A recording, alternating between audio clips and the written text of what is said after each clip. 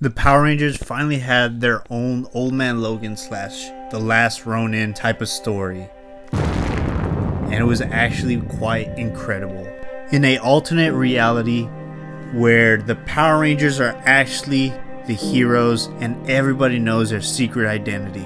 In this alternate reality, the Power Rangers have finally won and triumphed over evil. But Kimberly is the only one who decided to stay in the dark and not reveal herself. And it is written by the very own Pink Ranger herself, Amy Jo Johnson, which it feels like she put herself into this story. Like Kimberly, not all Rangers accepted the limelight, as Jason was still out there punishing crime and helping the people, as he uses powers to be a one-man army, maybe not wanting to let go of the past, but still protecting Earth as a ranger. But mysteriously enough, he has disappeared and no one has been able to find him or track him down.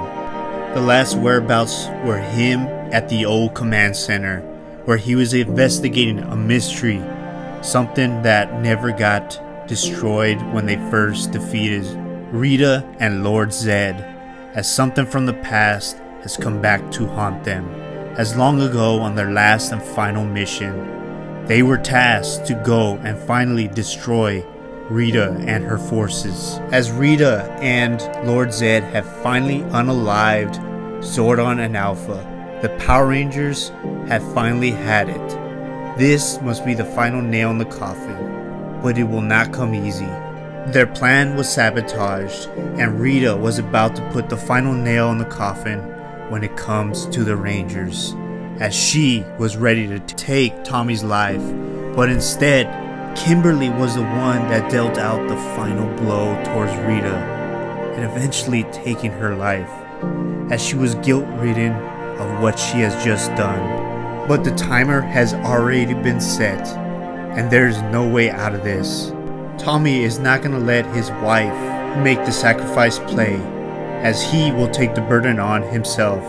As the Rangers are using their Zords to fight off Zed and his armies, to give Tommy and Kimberly enough time for all of them to escape. And right before everything goes off, they are teleported back to the command center, and they are about to revel in their victory. But like all great victories, there must come great sacrifice, as Tommy was the one that had to stay behind to make sure that the bomb went off, leaving them without a leader and Kimberly without a husband.